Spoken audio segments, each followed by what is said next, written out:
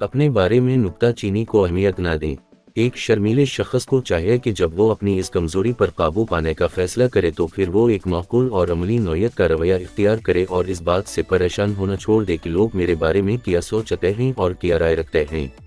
اکثر لوگ ایک مصروف زندگی گزار رہے ہوتے ہیں، لہذا انہیں عموماً اپنی فرصت نہیں ہوتی کہ دوسروں پر نکتہ چینی کرتے پھریں۔ تاہم اگر وہ نکتہ چینی کریں تو آپ کو چاہیے کہ زیادہ پریشان نہ ہوں، بلکہ یہ دیکھیں کہ کیا ان کی نکتہ چینی میں کوئی صداقت موجود ہے۔ اگر ان کی نکتہ چینی حقیقت پر مبنی ہوا اور آپ محسوس کریں کہ آپ میں واقعی فلاں خامی موجود ہے تو پھر آپ کو نکتہ چینی کے بارے میں پریشان نہیں ہونا چاہیے، بلکہ اپنی اس خامی کو دور کرنے کی کوشش کرنی چاہیے جس کی وجہ سے لوگوں نے آپ پر نکتہ چینی کی تھی۔ فرض کریں کہ آپ محسوس کرتے ہیں کہ یہ نکتہ چینی جائز نہیں تھی اور اس کا مقصد محض آپ کی توہین کرنا تھا۔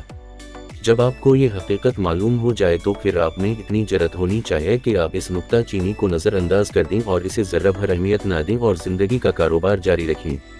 کچھ غیر مہذب اور بد مزاج لوگ دوسروں کو تضحیک کا نشانہ بناتے ہیں۔ یہ لوگ بعض اوقات جان بوجھ کر ایسا نہیں کرتے بلکہ یہ ایک طرح سے ان کی عادت بن جاتی ہے۔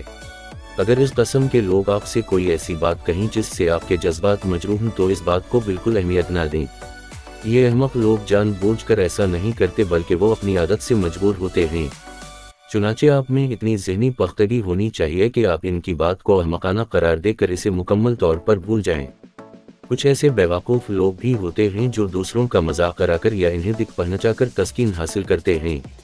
یہ لوگ شدید مایوسی کے مریض ہوتے ہیں اور چاہتے ہیں دوسرے بھی نہ خوش رہیں، چنانچہ دوسروں کو دھوکہ پہنچا کر انہیں ذہنی تسکین حاصل ہوتی ہے۔ ایسے ذہنی مریضوں کی بات کو بالکل اہمیت نہیں دینی چاہیے۔ زندگی کے بارے میں ایک پرسکون اور فلسفیانہ نقطہ نظر پیدا کرنا چاہیے۔ یہ بات ذہن نشین کر لینی چاہیے کہ کوئی چیز بذات خود زیادہ اہمیت نہیں رکھتی، یہ صرف ہمارا محسوس کرنے کا اندازہ ہے جو بعض باتوں کو اہم بنا دیتا ہے۔ معمولی باتوں کو زیادہ اہمیت نہیں دینی چاہیے۔ اس اصول پر عمل کر کے ہی ہم اس ذہنی الجھن سے نجات حاصل کر سکتے ہیں جو ہماری زندگی میں زہر گھولتی رہتی ہے۔ چنانچہ دوسروں کو متاثر کرنے کے لیے ضرورت سے زیادہ کوشش نہ کریں۔ شکریہ۔